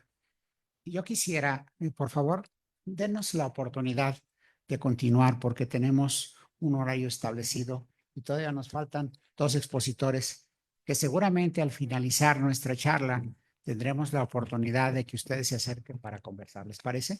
Entonces, vamos a pedirle al señor doctor Bernardo Pérez Fernández del Castillo. Muchas gracias. Aprovechar su experiencia y su conocimiento para poder expresar un punto de vista, el punto de vista legal. Pues Adelante. cuando se hizo, por el primer curso que se hizo de bioética, pues siempre se pensó que debería de ser 3 disciplinas: la médica, la filosófica y la jurídica. ¿Por qué? Porque si vas a hablar del aborto, pues es jurídica también. Si vas a hablar de la eutanasia, yo como notario, por ejemplo, hago unos documentos que se llama la voluntad anticipada, en que yo, para el caso de que esté en estado de coma, un apoderado me pueda decir si continúan con los tratamientos o no, para evitar el encarnecimiento terapéutico, que por ejemplo, que digan, este señor tiene un seguro por 30 millones y ya se cascó nada más 10 millones, vamos a continuar. ¿Qué le parece si le hacemos una operación de los juanetes o le hacemos una operación de tal? No es necesaria y sin embargo se lleva a cabo. Entonces, ese apoderado puede decir, un momento, doctor, hasta aquí. ¿Y eso para qué? Porque si no, el doctor va a decir, no, si yo no sigo el tratamiento, van a decir que es abandono del enfermo o hasta el homicidio del enfermo, ¿no? Por falta de pericia o de otra situación. Entonces, el derecho tiene que ver mucho en este aspecto, ¿no? Desde que se creó la bioética en esta universidad, empezamos hace muchos años. ¿Y qué se hizo el programa? Que se tomara en cuenta los 3 aspectos, ¿no? El jurídico y demás. Si hablamos del estatuto, yo lo traía aquí escrito todo, pero mejor lo voy a decir así nada más, ¿no? El estatuto legal actual, pues aquí tenemos que ver desde 2 puntos de vista, ¿no? El nasciturus, desde el derecho romano, se conocía antes de nuestra era y significaba el hombre que va a nacer. Y se decía en latín, homo est quid futuro est, el hombre es el que va a ser hombre. A lo que actualmente, según la etapa de evolución, se le da el nombre de gameto o embrión, o se le da el nombre de feto. Ahora bien, para aclarar el estatuto legal actual, hay que distinguir el derecho natural del derecho positivo. El derecho natural se considera las prerrogativas preexistentes en el ser humano, tales como la vida, la igualdad, la propiedad y la libertad. Lo que decía desde el punto de vista filosófico, todos en nuestra conciencia tenemos estos conceptos, sabemos que somos unos irrepetibles y que no somos instrumentos de otros, que tenemos una propia vocación, una genética, un código genético que ya está hasta determinándonos. En el derecho natural se considera entonces estos tipos de derechos. Así, por ejemplo, si nos vamos al campo médico, en el siglo V antes de Cristo, ya Hipócrates hacía un juramento a los dioses diciendo, entre otros, no introduciré a ninguna mujer una prótesis en la vagina para impedir la concepción y el desarrollo del niño. Consideraré santos mi vida y mi arte. No practicaré la operación de la talla. Eso es lo que la persona tiene como concepto de lo que es el derecho natural, o sea, lo que tenemos dentro de nuestra conciencia. Ahora bien, el derecho positivo es otra cosa, es el derecho que se legisla. Ese derecho que se legisla, pues debería de tener tres fuentes. Una, la fuente natural o material. Otra, la fuente del proceso. Y otra, una fuente que es la histórica. Entonces, la natural, ¿cuál es? Las fuentes naturales o materiales. Que toda ley debe apoyarse en la ética, en la sociología, en las costumbres de un pueblo y demás. Pero sin embargo, el legislador puede ser que no la respete y que diga lo que diga va a estar bien. Puede decir en un momento dado, por ejemplo, que el sol va a salir a las 6 de la tarde y entonces eso es ley. Y es lo que se debe, según eso, lo que se debe de obedecer. Que va en contra totalmente a todo concepto y precisión desde el punto de vista natural o desde el punto de vista de la investigación. O puede decir en un momento dado que el presidente va a durar 20 años, 30 años. Pues no está tomando en cuenta las fuentes naturales. ¿Cuáles son las fuentes naturales? Pues lo que dice, lo que es la sociología, lo que es la idea económica, lo que es las costumbres de los pueblos, todo eso no lo toma en cuenta y entonces se dice, esta ley es una ley injusta porque va precisamente en contra de todos esos principios. La fuente histórica es precisamente de lo que estamos hablando, lo que se consideraba aquí en México, por ejemplo, en la Constitución de 1824, en la de 36, en la de 57, en la de 1917. Eso no puede en contra de esos principios, ni en contra de lo que dicen los códigos civiles históricamente, porque es como está la gente acostumbrada y de repente se rompe ese principio y ahora se puede decir, como les digo, el presidente va a durar 20 años y se puede reelegir 2 años más. ¿Y qué es la fuente histórica del sufragio efectivo, no reelección? O cualquier otro principio en un momento dado de tipo histórico en que está acostumbrada la sociedad a vivir. Es la parte histórica en la que está fundamentado nuestro derecho. Y luego viene la parte vamos a decir, del procedimiento, que todas las leyes deben empezar con una iniciativa, de ahí se pasa a una comisión, de esa comisión se pasa al pleno, y del pleno se pasa al presidente para que la publique, y entonces ya es ley. Todo eso también es de que se puede pasar de una cámara a la otra cámara, y se vuelve ley. Cuando no se lleva ese proceso, pues entonces se dice la ley es injusta, ¿no? Todos estos procesos. ¿Por qué? Porque no tomó en cuenta ni las costumbres, ni la forma de pensar, ni la economía, ni tampoco la psicología, no tomó en cuenta ni tampoco las partes médicas y simplemente dijo, así, esta es la ley. Y entonces vemos que en ese aspecto, pues puede haber cuando se viola estas fuentes, pues puede haber unas leyes que son arbitrarias totalmente, ¿no? Y así vemos que esas leyes pueden ser que actualmente pues sigan un proceso y una agenda que no corresponde a las necesidades ni tampoco a la sociedad a la que va a regir, sino que simplemente es una agenda que toma de otro país y como se está haciendo actualmente en México. Paso por paso hemos ido llevando lo que se lleva en otros países.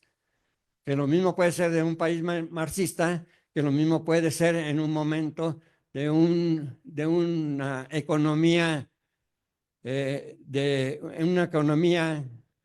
ciertos aspectos, como le llaman,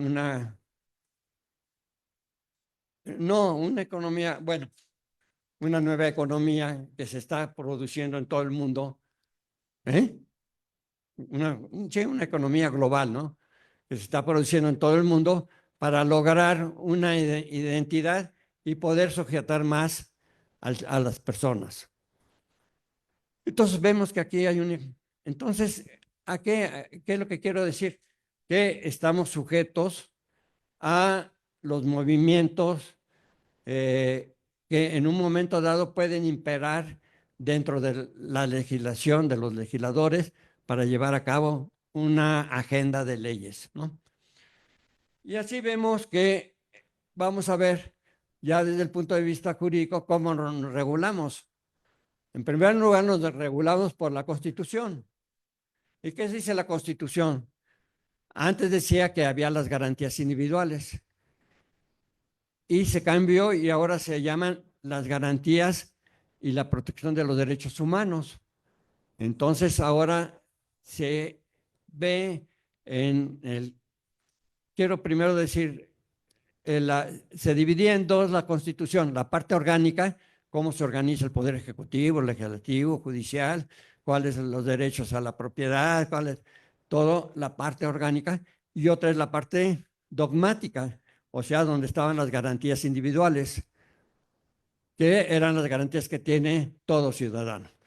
Y entonces, ahora se llaman de las garantías individuales y la protección de los derechos humanos. Y dice el artículo primero que esta Constitución se va a regir sobre las garantías individuales y los derechos humanos que han sido aprobados por México a través de los convenios internacionales. Y se dice que más vale un convenio internacional o la Constitución, porque la Constitución dice que las garantías son los derechos humanos también que se aprobaron en los convenios en los que México fue parte. Y dicen, ¿qué vale más, la Constitución o los convenios? Y es una discusión que se da en el artículo 133. Bueno, en la Constitución, antes en el artículo 14, por ejemplo, constitucional, se decía que una de las garantías individuales es que todos los mexicanos gozarán de la vida, de la propiedad, de la libertad, de la familia, etc. Y en el año de 2007 cambiaron la Constitución y quitaron de la vida, y ahora nada más se dice que tendrán las garantías de la propiedad, etc. Pero se quitó el de la vida. ¿Y por qué se quitó el de la vida? Porque era una preparación para que se pudiera en un momento dado libremente poder legislar sobre el aborto. Y entonces posteriormente se modificó el Código Penal, como ustedes saben. El Código Penal antes era total y absolutamente ilegal cuando se hacía un aborto en cualquier parte, en cualquier momento, desde la concepción hasta el nacimiento. Y había algunas excluyentes de responsabilidad, como la violación y sobre todo la violación. Era una de las excluyentes de responsabilidad. Y ahora se dijo, no, el aborto está permitido antes de la 12ª semana. ¿Por qué? Porque no se ha implantado todavía no se ha implantado totalmente el embrión en la matriz. Entonces, ¿qué es lo que se dice? Sí, así se dice, ¿no? Bueno, entonces, el aborto allí, ¿por qué? Porque considera el legislador consideró que no hay vida realmente, sino hasta la 12ª semana. O sea, la 13ª semana ya hay vida. Antes en la 12ª no hay vida. Entonces allí parece que antes de la 13ª no hay vida. ¿Y antes qué había? Pues nada. ¿Cómo que nada? Bueno, pues dice el artículo que no hay nada, ¿no? ¿Por qué? Porque sí se permite el aborto de esto. Y esto ha pregnado en casi todas las legislaciones. Antes la mayoría no decía que esto del aborto, pero sí se ha logrado cambiar en casi todas las legislaturas de los estados. 22 estados admiten esta situación, que hasta la 12ª semana se pueda llevar a cabo el aborto. Y Aguascalientes no solo eso, sino hasta antes de la 6ª semana, porque empieza el nacimiento a la 6ª semana. Y 10 estados prohíben el aborto. Y solo hay excluyentes de responsabilidad en los casos que he dicho. En cambio, aquí esas legislaturas han dicho algunas que hay excluyentes de responsabilidad en el aborto si hay violación, si hay una cuestión terapéutica de peligro para que se muera la madre o se muera el hijo.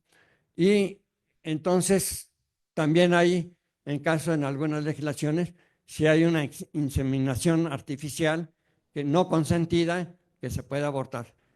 Entonces ha ido cambiando, pero el legislador puede hacer lo que quiera, puede decir lo que quiera. ¿Por qué? Porque esa va a ser la ley positiva, porque tiene el poder de que se considera ley lo que se aprobó por medio del poder legislativo. Luego viene la ley de salud. La ley de salud, pues el artículo 73 de la Constitución dice que los estados pueden regular y la federación regular en materia de salud, y luego la ley de salud nos dice qué es el feto y nos dice qué es el embrión. Pero no, en sus definiciones, pues la ley de salud antes decía que empezaba desde la concepción. Actualmente no habla en ese sentido. La ley de salud dice, aquí tengo un cuadrito, pero a mí siempre me pasa que cuando escribo solo Dios y yo sé lo que escribí, y luego ya solo Dios, porque yo no sé, ¿qué dice aquí? Se me fue, ¿no? Entonces dice, el embrión es el producto de la concepción, desde la fecundación del óvulo hasta el final de la 12ª semana de gestación. 9. El producto de la concepción, feto es el producto de la concepción desde el principio de la 13ª semana de la gestación hasta la expulsión o extracción del seno materno. ¿Y cómo quedó el código penal en aquellas legislaturas que dice que solo empieza desde la 12ª semana, ya no se puede abortar? Pues se entiende que el aborto es ilegal, pero no hay ninguna sanción. Entonces, aunque no se diga nada, no hay ninguna sanción. Solo cuando, por ejemplo, la que aborta no tiene sanción. Entonces puede decir que se permite siempre el aborto. En cambio, el que ayuda fortuitamente, no con una licencia de médico o de partero o de ginecólogo, ayuda a un aborto fortuito, oculto, a ese sí lo pena la ley, el Código Penal, por estar instrumentando los abortos. Bueno, ¿qué otra cosa legisla a nuestro país? Los tratados internacionales.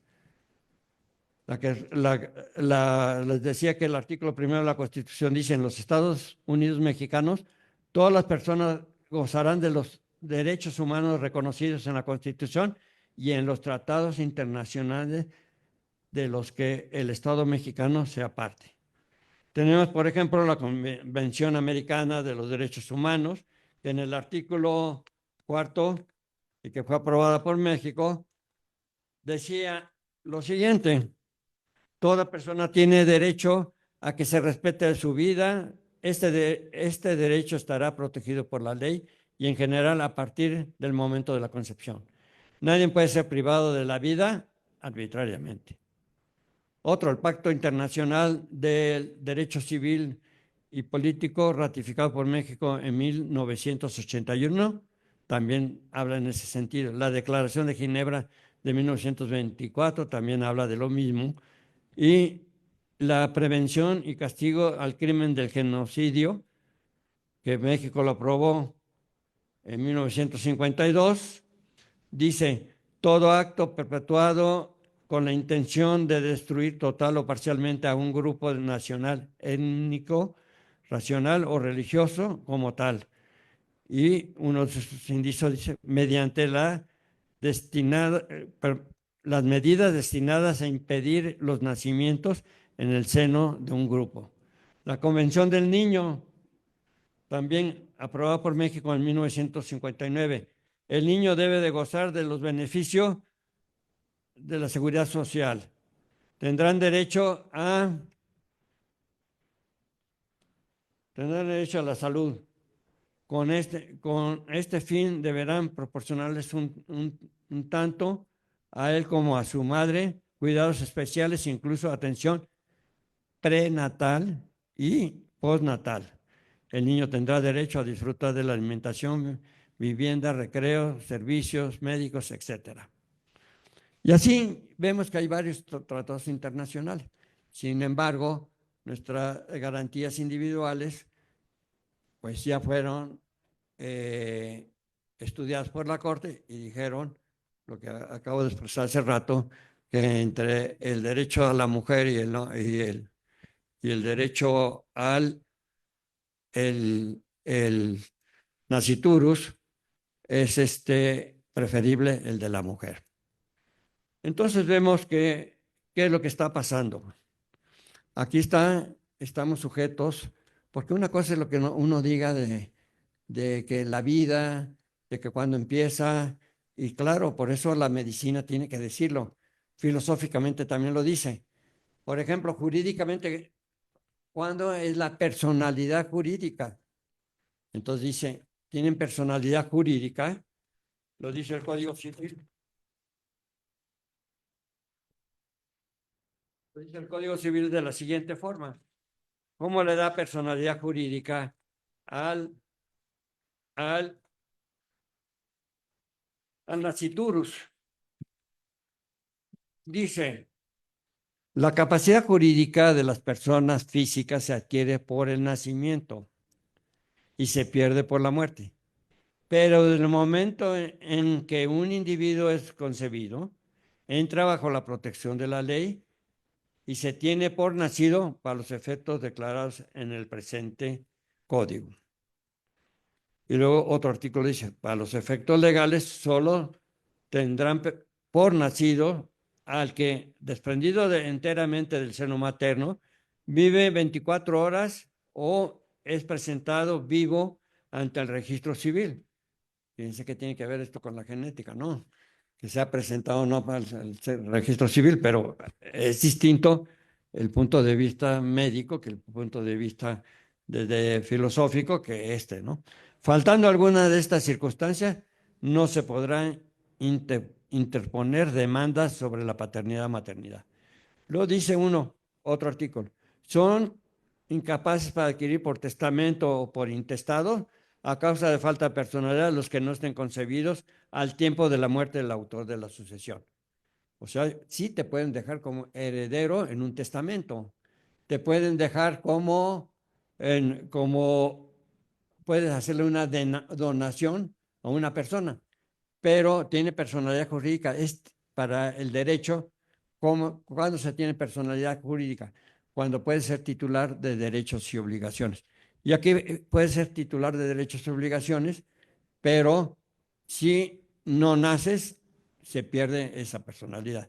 Así que como a la muerte se pierde la personalidad, ¿no? Y entonces puede ser también recibir por donación, pueden ir con el notario y donar a un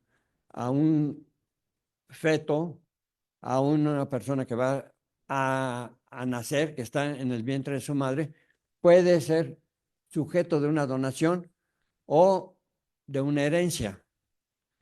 Lo que se dice, bueno, pero que esté concebido en el momento en que se murió el autor de la sucesión, porque si se concibió después, pues no.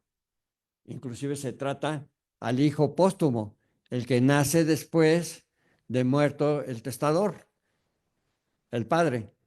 Es póstumo siempre y cuando se demuestre que fue concebido antes de la muerte del padre.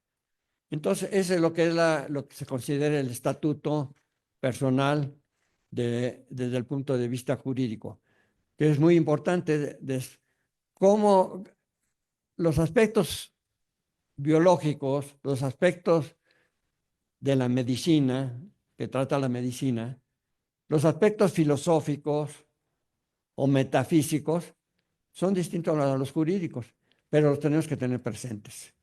¿Por qué? Porque si no, podemos fracasar. Como les decía yo, por ejemplo, en el caso de la eutanasia, que si una persona se le da un poder para que diga que ya lo dejen que lo puedan desconectar, porque si no el médico lo sigue tratando y lo sigue tratando, y claro, la familia va a perder su patrimonio, pero siguen manteniéndolo con vida artificial. ¿Para qué? Para ganar más. ¿Por qué? Porque a lo mejor tiene un seguro que tiene una gran cantidad que todavía no se ha cascado, perdón la palabra. Bueno, pues ese es desde el punto de vista legal, cómo se considera al nasciturus. Muchísimas gracias, doctor Fernando Pérez Fernández del Castillo. En obvio de tiempo vamos a solicitarlo a la doctora Liliana Castro Castillo tenga bien abordar otro tema provocador, importante, trascendente, que es la ética. Gracias, doctor. Pues bien, yo quiero abordar esta perspectiva bioética, el estatuto bioético del embrión humano, de la siguiente forma. Saben que todos los días vemos algún caso de sufrimiento de minorías o algún caso de grupo de personas que no son escuchadas. Bueno, ya aquí hemos hablado de lo que es la persona, hemos hablado de poder encontrar una guía para saber lo que es la persona, no hemos definido a la persona como tal, porque precisamente el hecho de que estemos aquí, la presencia de nosotros, el poder estar no solo en esta reunión o en esta conferencia, sino el hecho de estar en el mundo, pues nosotros estamos existiendo. Entonces, tomando en cuenta la parte filosófica y esta existencia, esta sustancia y esto que nos manifiesta, esa parte que somos como tal, como sucedemos y que estamos aquí, suma totalmente para que podamos encontrar un objetivo de cuidado.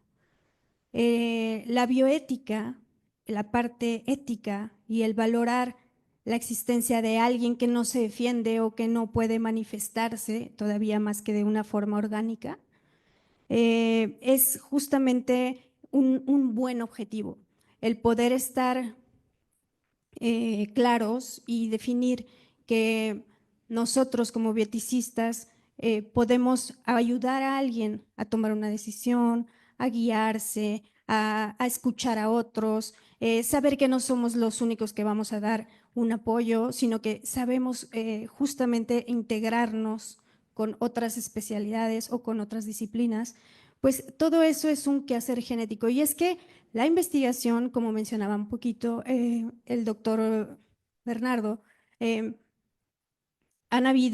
existen estos tratados internacionales que nos guían, y estos tratados internacionales pues también existen por algo, y ha sido precisamente por situaciones muy complejas que han afectado a minorías.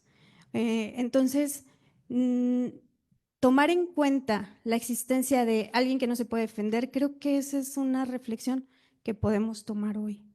Escuchando aspectos embriológicos de la persona, como de la parte filosófica, ontológicamente, la diferencia que existe entre una y otra, ¿no? Después de que nos explicaron ahorita la jurídica.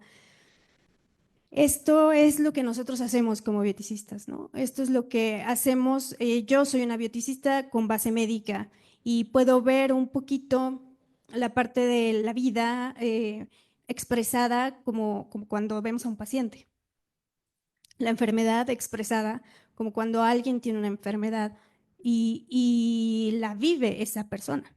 Entonces estamos hablando de pacientes. Pues eso mismo es lo que quisiéramos, o yo quisiera compartir ahorita en esta reflexión, en que puedan tomar en cuenta que somos un todo, y ese todo estudiado, ese todo protegido, pues es como vamos a poder avanzar, porque precisamente este foro se creó para hacer esto, el diálogo, expresarnos, compartir, escuchar y expresarnos. Entonces, justo para eso ese ha sido el objetivo. Ya no me quiero alargar más porque ya estamos con el tiempo encima, y el bioticista va a poder ayudar y hacer esto. El bioticista va a poder decirte y guiarte en el comportamiento. El que enseña a los estudiantes de medicina va a poderles dar una guía, pero finalmente la conciencia es de cada uno. Entonces, esta es una llamada a la conciencia,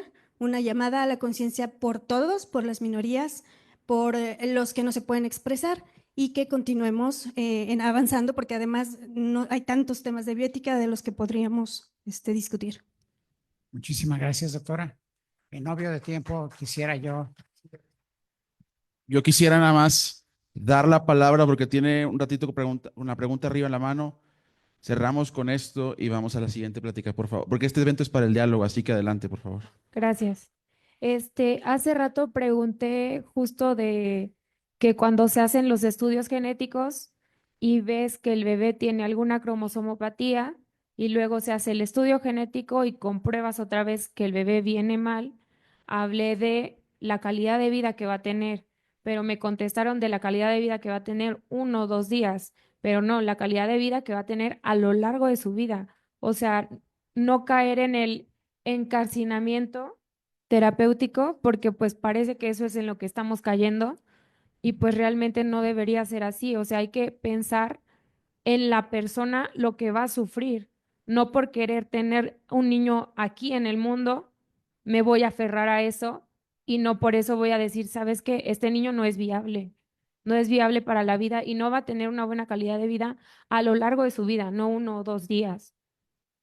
A Bien. eso es a lo que me refería, que hace rato creo que no me captaron la pregunta que hice. Bien, si me permiten responder aquí, justo la situación en la que se pueda encontrar una madre y un hijo, o esta mujer embarazada junto con su embrión o feto, después de 2 pruebas, porque precisamente existe primero esta no invasiva, donde podemos determinar cosas importantes, diagnósticos importantes, y por qué se ha creado. Pues para evitar las intervenciones, ¿no? Lo menos que se pueda acceder y dañar sin querer, o incluso provocar la pérdida. Y después pasar a una prueba más específica, donde sí pudiera ser o donde es necesaria una intervención, y de allí comprobarlo, ¿no? Entiendo que este es el caso que va haciendo. ¿Es justo lo que querías decir? Este es el caso, ¿no?, que se va presentando. Bueno, una mujer que experimenta el embarazo no es una mujer que tú puedas definir con 4 palabras, con 2. Yo creo que ni con 10. Una mujer que vive el embarazo es desde antes de embarazarse, que ya está esperando embarazarse. Es cuando sabe que está embarazada, vive muchísimos sentimientos, muchísimas emociones, las expresa, las contiene, y esto es un caso en específico. Entonces, incluso cuando ya se diagnostica algo, que se encontró verdaderamente algo en el pacientito, en el bebé, pues la mamá no es que dice, ah, bien, ok, mi riñón no está bien. Te hago un ejemplo, ¿no? Está ya, puede estar ya aferrada, puede ya estar también unida, eso sería yo creo que la palabra, unida a esta nueva etapa que está viviendo. Entonces, cuando tú se lo pones así a una madre y a una pareja, que el bebé no va a estar bien, no viene bien y pues mejor aquí terminar, incluso ellos te dicen, ¿por qué? Te lo reclaman, ¿no? Eso es lo común, eso es lo más frecuente. Después, los casos en los que hay algo y ni siquiera se comparte o ni siquiera está el embarazo esperado, no está el embarazo, en fin, estas situaciones en las que puede ser una sorpresa, pues bueno, también ese puede ser un momento de realidad, un momento en el que la persona, la mujer, comienza a reflexionar sobre otras cosas. Creo que, ya para no tardarme tanto, justo existen incluso personas, médicos, grupos médicos que acompañan a estas mujeres cuando su bebé no viene bien y saben que va a durar 2 días, 3 días, no es posible, pero saben que tienen una vida incompatible con la vida, un estado, perdón, incompatible con la vida extrauterina. Y entonces ahí va a venir una experiencia, sí, complicada, pero han encontrado estos grupos de personas, que si quieres al final de la presentación te comparto la información, que logran hacer que esas personas que se negaban completamente a seguir un embarazo, tenían mucho miedo, o el lado positivo, perdón, contrario, que estaban deseando el embarazo y se aferran a la existencia intrauterina de su bebé, pues precisamente un acompañamiento multidisciplinario, eso es lo que buscamos, un acompañamiento multidisciplinario que ayude a esta mujer, porque es la mujer y es la pareja también, ayudarlos a continuar a vivir este proceso. Entonces, creo que es tomar en cuenta cada caso, lo hemos visto en las clases, cada caso es diferente, cada paciente es un paciente, no son enfermedades, y lo mismo en la situación y experiencia de vida que está viviendo una persona. Muchísimas gracias, doctora. Yo quisiera dar por terminado porque, perdón, tenemos un programa todavía muy denso y los invito a que se acerquen a los profesores posteriormente para que puedan dilucidar sus problemas o sus momentos de cuestionamiento a cada uno de ellos. Debo decirles que este tema es un tema muy amplio, muy complejo, como se han podido apreciar, que tiene diferentes aristas. Pero qué bueno que la Universidad Anáhuac nos da la oportunidad de, a través de estos congresos de bioética perinatal, nos permita exponer toda esta serie de ángulos para poder ofrecer una visión más integral, más completa, en el cual se pueden diferir en las opiniones, que son muy respetables, pero siempre tratando de pretender a un consenso y no a un disenso. Finalmente, eso es lo que nos va a ayudar como sociedad a ser cada vez mejores personas para este mundo en el cual nos ha tocado vivir. Es obvio que el tiempo es extraordinariamente limitado para hablar sobre la complejidad del tema, pero yo creo que los profesores, a los cuales agradezco a cada uno de ellos su participación, nos han sembrado conceptos, pero también nos han sembrado preguntas retadoras que nos invitan a la reflexión y una reflexión profunda para que nosotros también, en conciencia y en el conocimiento, pretendamos llegar a unas de las verdades que quisiéramos tener porque también no hay verdades absolutas, ¿verdad? De tal suerte que quiero agradecer, antes que nada, la honrosa invitación que el doctor José Castilla me hizo para coordinar esta sesión ante estas personalidades que son sumamente doctas en su tema, y agradecerles a todos ustedes que están aquí participando de muchas formas, pero sobre todo con su entusiasmo y con esas preguntas críticas agudas para poder nosotros pretender establecer una respuesta adecuada. Y también agradecer a la gente que se ha conectado a través de las redes sociales con el objeto de que pudiéramos tener una mayor comunicación y penetración en este tema. Si ustedes me los permiten, yo quisiera agradecer a todos ustedes y despedir a nuestro profesorado con un enorme aplauso. Muchísimas gracias.